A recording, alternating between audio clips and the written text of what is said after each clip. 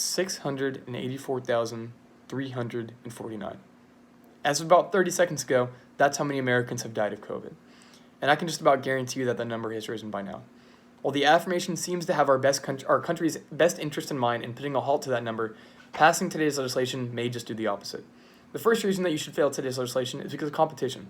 This bill puts overly harsh restrictions on nonprofit hospitals. These will decrease their income, influence, and prevalence, and is an unprecedented government intervention into a space that right now needs stability and reasonable incremental change.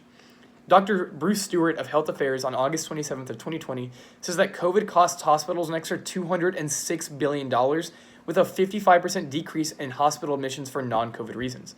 Now, Dr. Kular of JAMA Network says on May 4th, 2020, that COVID overwhelms hospitals in physical capacity and in financial ability. For-profit hospitals keep making money from elective procedures like plastic surgery and knee replacements, which have declined overall because of COVID.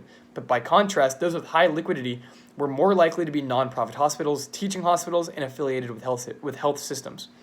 America's rural hospitals are ailing, underpaid, and squeezed by a population that is older, poorer, and less insured and sicker than the nation at large. They're closing at a rate that alarms health officials who are witnessing the emptying of the health infrastructure for a wide amount of rural America. About 17.5% of rural residents are over 65, while only about 14% of urban residents are over 65. 3/4 of rural older adults live in the South and Midwest, but in states such as Maine and Vermont, almost 2/3 of seniors live in a rural community.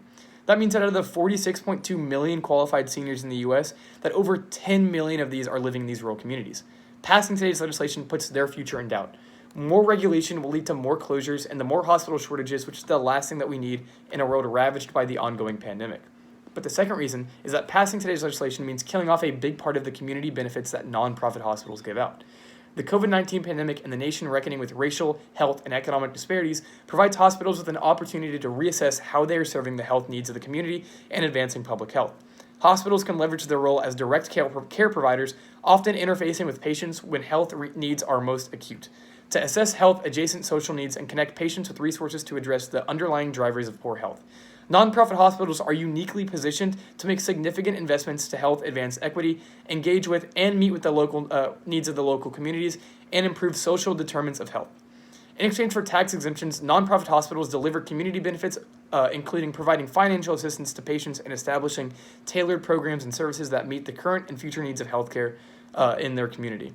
Passing today's legislation means that when these nonprofit hospitals have to switch to a for-profit model, that our communities, both metro and rural, are forced to pay the price. Representatives, fail today's legislation so that less constituents become a COVID death statistic. Thank you.